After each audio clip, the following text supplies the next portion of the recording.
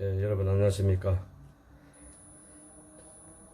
저랑 한 20년 동안 알고 지내던 사람이 술을 너무 마시고 갑자기 세상과 하직을 했다는 연락을 받았습니다.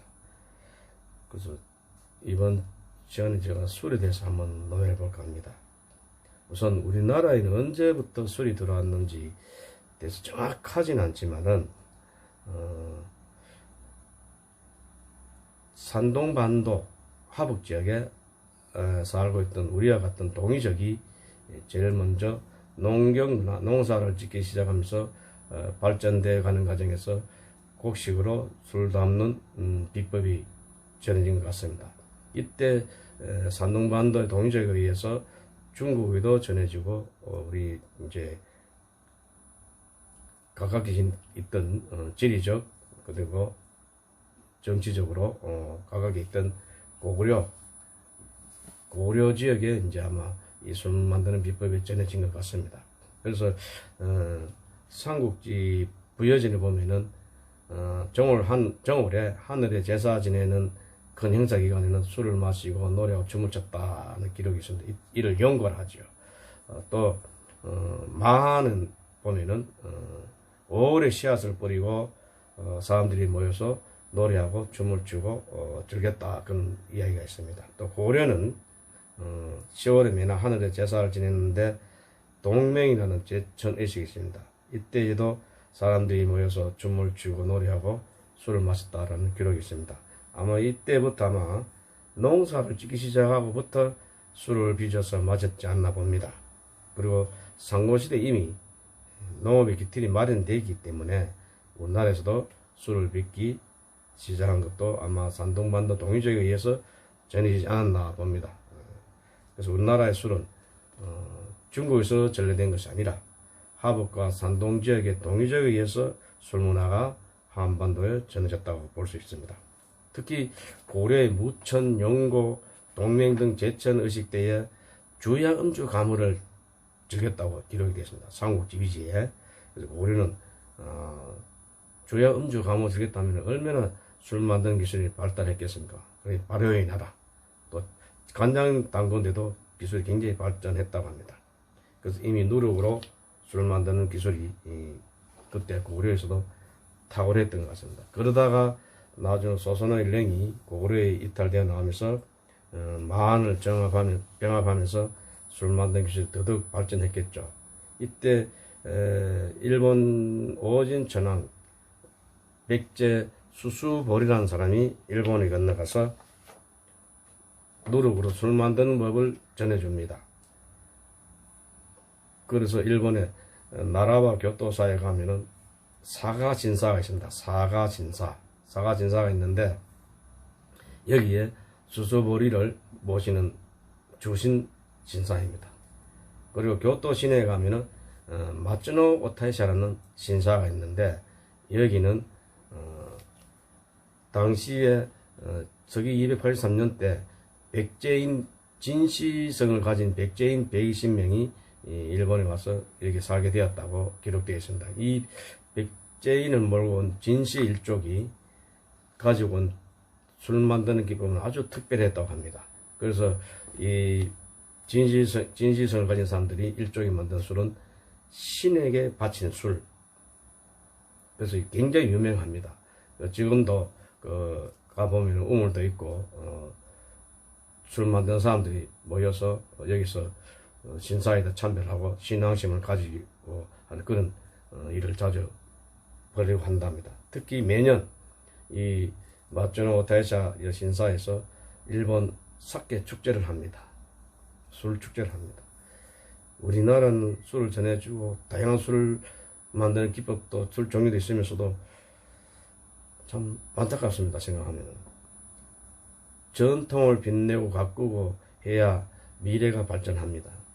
그래서 일본은 작은 거에서부터 일을 하는 거 보면은 우리나라는 언제쯤 우리 문화를 가꾸고 빛내고 일본보다 더 우월한 걸 우리가 전해야 할지 상당히 안타깝습니다만은 일본이 자기들 우리가 한 번 더 전해진 문화이지만은 꽃을 피우고 발전시키니까 우리나라를 더욱더 깔은 것도 그런 데서 나오는 겁니다. 문화가 우리가 뒤처지기 때문에 옛문화 오래되면 뭐합니까? 옛문화 특성 살려야 되는데 그러지 못하다 보니까 우리나라가 일본에 자꾸 깔보는 신세로 보이고 있는 겁니다. 그래서 빨리 우리가 우리 전통 문화를 발전시키고 가꾸고 빛을 내야 되지 않겠습니까? 자, 술.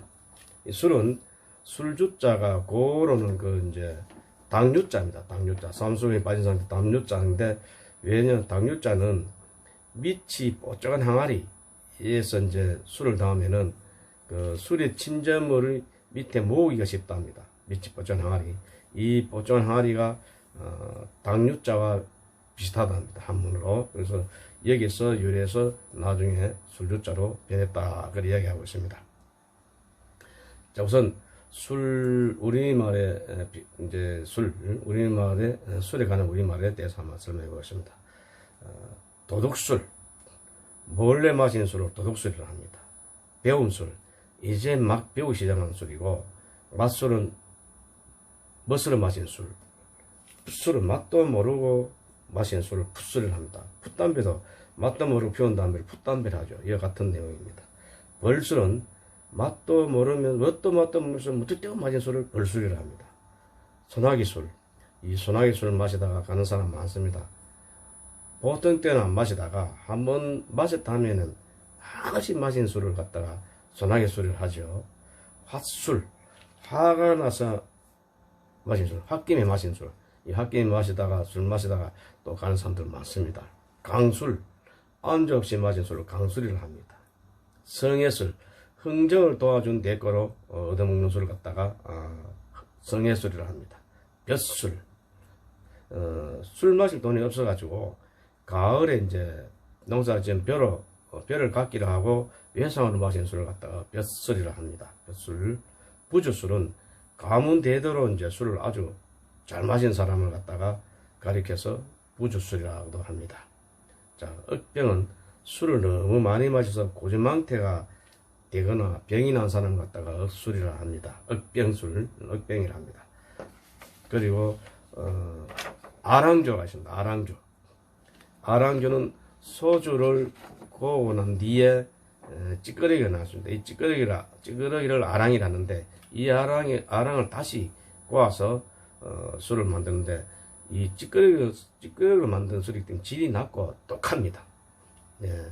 그 다음에 다모토리라는 말이 있는데 다모토리, 이거는 소주를 대포를 마시는 집을 갖다가 다모토리를 합니다.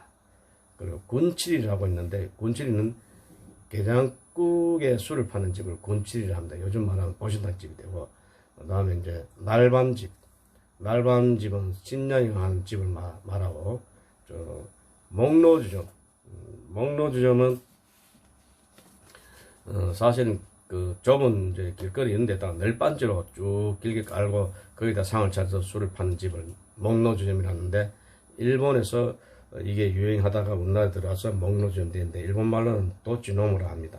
근데 이 목로주점이 이 길거리 서서 이제 마신 술, 그런 가볍게 마신 술집을 말하는데, 가게 번듯한 가게 안에서 은은한 불빛이 비치는 그 그 등잔 밑에서 술을 마시는 그런 걸 표현했는데, 그걸 목로주점이라고 표현했는데, 술집 이름은 목로주점으로 표현할수있지언정 그 가게를 목로주점이라고 하면은 아니 됩니다. 잘못 알고 표현한 겁니다. 길거리에 서서 가볍게 마시는 술집 원래 목로주점입니다. 자, 그 다음에 이제 쓴술이라고 했습니다. 쓴술. 맵쌀술을 갖다가 찹쌀술 대신에 만든 술을 쓴술인데 술이 씁니다. 맵쌀술을 하면은. 그 다음에 이제 술잔거리라는 말이 있는데, 술 몇 잔 정도만 마실 수 있는 적은 돈을 술잔거리를 합니다.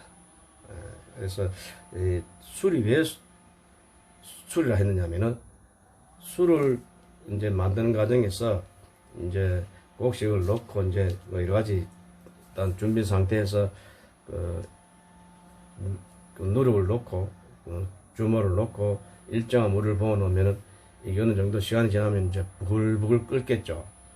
옛 사람들이 보니까 참 신기할 거 아닙니까? 이 발효되는 과정이 부글부글 끓으니까 술이 불 붙은 것처럼 보인단 말입니다. 수불수불. 그 수불수불이 술로 변해서 술이 나중에 술로 변했다라는 말이 있습니다. 술은 이렇게 변천된 과정이 이제 수불수불에서 술이 술로 됐다. 그리고 술에서 술 따라주는 그 과정에서 생긴 말이 이제 수작 부리지 마라, 짐작한다, 그 다음에 참작한다, 대작한다 이런 말이 있습니다. 요거는 나중에 제가 별도로 다음 시간에 하기로 하고, 자, 오늘은 이렇게 술에 관해서 몇 자 한번 제가 논해 봤습니다.